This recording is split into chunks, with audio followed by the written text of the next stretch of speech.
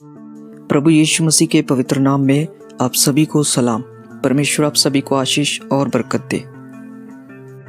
दोस्तों, कई बार इंसान अपने पापों को छिपाने की कोशिश करता है, पर उसको ये नहीं पता कि वह परमेश्वर से अपने पापों को छिपा नहीं सकता, क्योंकि भजन संहिता में इस प्रकार लिखा है।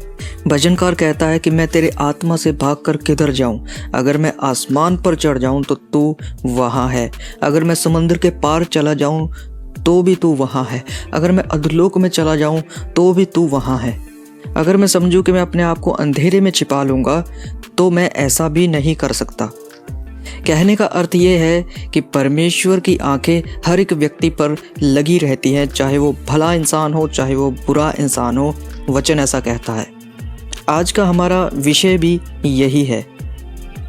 इस वचन को पूरा समझने के लिए इस वीडियो को अंत तक ज़रूर देखें। अगर आप हमारे चैनल पर नए हैं तो इस चैनल को सब्सक्राइब करें, नोटिफिकेशन बेल को ऑल पर सेट करें ताकि हमारी आने वाली हर एक वीडियो आप तक तुरंत पहुंच जाए। तो आइए इस वीडियो को शुरू करते हैं।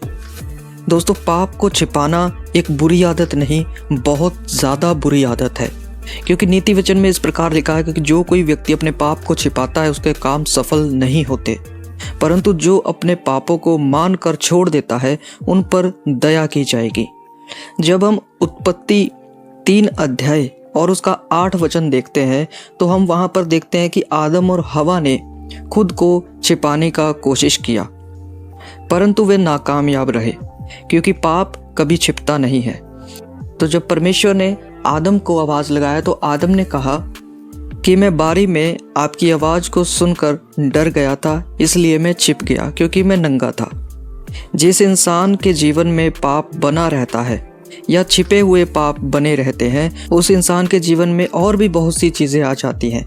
जैसे कि आदम के अंदर हम देखते हैं कि जब उससे पाप हुआ तो डर उसके अंदर आ गया था, और जब परमेश्वर ने उससे बात करना चाहा कि ऐसा तुमने क्यों किया, तो वो एक्सक्यूज़ देने लगा। वो वहाँ पर सफाइयाँ देने लगा कि जो पत्नी आपने मेरे साथ रहने के लिए दी है, उसने मुझसे ऐसा ऐसा कहा और मैंने किया। और जब हवा से पूछा गया तो उसने उंगली सांप के ऊपर उठा दी। बहुत सी और भी चीज़ें हैं। जो व्यक्ति पाप में बना रहता है उसके अंदर और भी चीज़ें आ जाती हैं। पर अगर आप इस बात को हमेशा ध्यान रखेंगे कि एक आत्मिक व्यक्ति जब परमेश्वर के साथ चल रहा है, अगर उसके जीवन से एक छोटा सा गलती भी हो जाएगा तो उसको एक वो बोझ की तरह लगेगा, और जब तक वो अपने बोझ को परमेश्वर के हाथों में नहीं दे देता तब तक उसके अंदर चैन नहीं आएगा, उसके अंदर शांति को वह फील नहीं करेगा, उसके अंदर अशांति बनी रहेगी। परंतु जैसे ही वो अपने पापों को परमेश्वर के सामने रख देगा, वह एकदम बिल्कुल हल्का हो जाएगा। और उत्पत्ति की किताब के अंदर ही जब आप 4 अध्याय देखोगे, वहाँ पर कैन और हाबिल के बारे में लिखा गया है। कैन ने हाबिल को मार दिया था, यानी कि पाप किया था।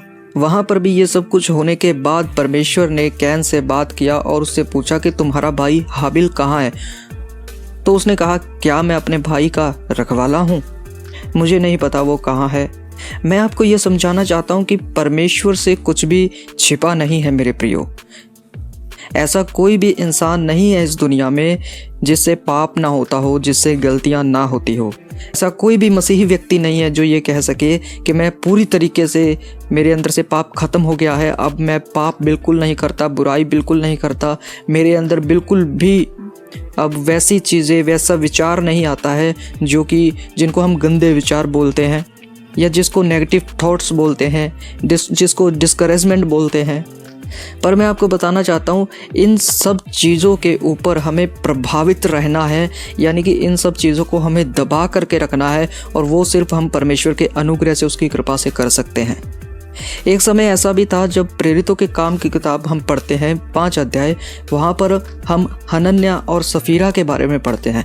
हनन्याह और सफीरा ने भी अपने पाप को छिपाने का कोशिश किया था, जबकि जो ज़मीन उन्होंने बेचा था, पतरस ने उनको बोला कि जब तक वह ज़मीन आपने नहीं बेचा था, क्या वह ज़मीन आप ही का नहीं था?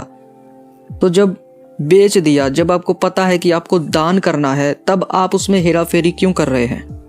पर फिर भी उन्होंने अपने पापों को छिपाने का कोशिश किया और वह दोनों के दोनों वहाँ पर मर जाते हैं। भजन संहिता 139 यही बताता है मेरे प्रियो कि हम खुदा से छिप नहीं सकते। हम कहाँ भी चले जाएं, हम उसकी नज़रों से कभी भी अपने आप को छिपा नहीं सकते। तो इसीलिए नीति वचन 28 का 13 जब आप पढ़ेंगे तो वहाँ पर लिखा है, जो अपने पाप को मान लेता है उस पर दया होती है। तो अच्छा है मेरे प्रियो कि हमें अपने पापों को, अपनी बुराइयों को प्रतिदिन मानना चाहिए।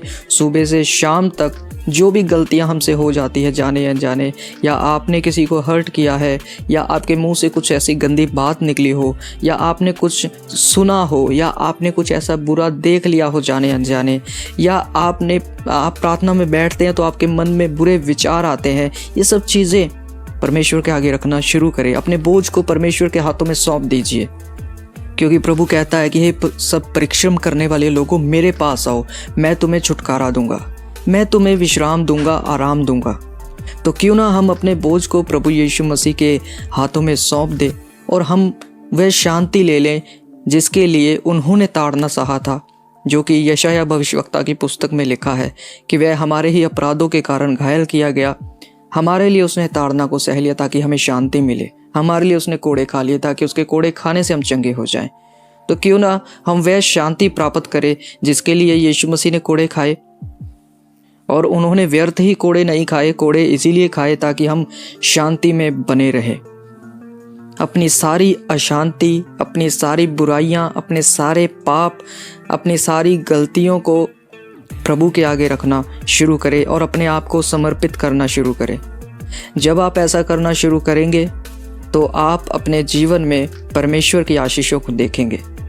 अपने पापों को कभी भी छिपाएं ना, अपने गुप्त पापों को भी ना छिपाएं, क्योंकि परमेश्वर के आगे कोई बात गुप्त नहीं है। वह इंसान के हृदय की बातों को भी जानता है, क्योंकि वह दूर ही से समझ लेता है कि किसी के हृदय में क्या चल रहा है। मुझे एक वचन याद आता है, जब प्रभु यीशु मसीह किसी के घर में गए और वहाँ पर एक वेश्या आई और यीशु मसीह के चरणों में आकर के रोने लगी, उनके पैरों को चूमने लगी। तो जिसके घर में यीशु मसीह गए थे वह इंसान मन ही में सोच रहा था कि अगर यीशु मसीह को पता होता कि ये कैसी औरत है तो यीशु मसीह उसको बिल्कुल भी अपने आप को छूने नहीं देते। ये बात उसने मुंह से नहीं बोली थी पर उसके मन में थी। पर फिर भी प्रभु यीशु मसीह ने यह जान लिया था कि वह उसके मन में क्या चल रहा है, उसके मन में वह क्या विचार रहा है, और उसकी बातों का भली भांति उसी समय यीशु मसीह ने उसको जवाब दिया कि मैं जब तुम्हारे घर में आया तो तुमने मेरे गाल पर एक चुम्मा भी नहीं दिया, परंतु जब से मैं आया हूँ यहाँ पर, इस औरत ने मेरे पैरों को चूमना नहीं छोड़ा है। मैं आपको यहाँ से कुछ और नहीं बल्कि ये बताना चाहता हूँ कि प्रभु हमारे मन की बातों को भी जानते हैं। आपके मन में चाहे कोई दुख हो, चाहे कोई तकलीफ हो, चाहे आप अपने आप को अकेला फील करते हो, चाहे आप सोचते हो कि मेरा कोई मित्र नहीं है, दोस्त नहीं है, चाहे आप सोचते हो कि मेरी बातों को कोई समझता नहीं है, चाहे आप सोचते हो कि मेरे पास ऐसा कोई नहीं है जिसके साथ मैं अपनी बातों को शेयर कर सकूं, मैं बातें कर सकूं, तो मेरे दोस्तों मैं आपको बताना चाहता हूं कि एक है जो सदैव हमारी ओर देखता रहता है और उसका नाम प्रभु यीशु मसीह है, पवित्र आत्मा है, हमारे पिता हैं जो स्वर्ग में विराजमान हैं। वे हमारी बातों को सुनने के लिए हमेशा तैयार हैं। आप अपनी बातों को शेयर करना शुरू कीजिए। आप अपने अंदर आनंद को महसूस करना शुरू कर देंगे, क्योंकि परमेश्वर की उपस्थिति में आनंद की भरपूरी होती है। जब आप ईमानदार बन जाएंगे, जब आप प्रभु के ओर निकट जाएंगे, तो परमेश्वर भी आपकी ओर निकट आएगा।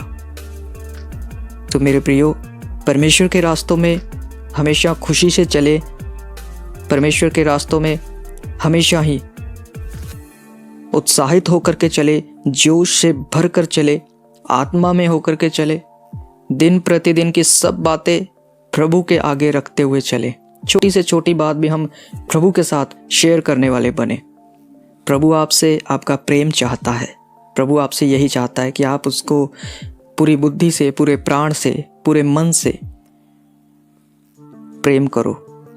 जब आप प्रभु को इस तरह प्रेम करेंगे तो आपको क्या लगता है कि प्रभु आपसे प्रेम ना करेगा? जब आप 5% भी परमेश्वर से प्रेम करेंगे तो परमेश्वर आपसे 50% करेगा, क्योंकि परमेश्वर का वचन ऐसा कहता है कि कोई व्यक्ति जब परमेश्वर के निकट जाता है तो परमेश्वर उसके और निकट आ जाता है। मैं आशा करता हूँ कि आपने इन बातों से बहुत कुछ सीखा होगा, आज के वचन से बहुत कुछ सीखा होगा कि हमें अपने पापों को छिपाना नहीं है, बल्कि यीशु मसीह के आगे अपने सभी पापों को रख देना है, चाहे वो बार बार हमसे होते हैं। परमेश्वर से कभी भी दूर ना भागे कि मुझसे तो गलतियां हो जाती हैं, मैं कैसे प्रभु को अपना मुंह दिखाऊं, कैसे मैं परमेश्वर के सामने जाऊं, कैसे मैं प्रार्थना करूं, कैसे मैं प्रभु के लिए कुछ करूं, मेरे से तो गलतियां हो जाती है। ऐसा कभी भी मत सोचो।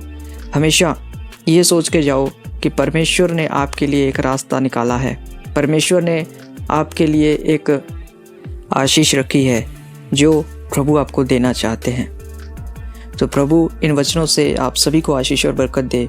सबको जय मसीह की।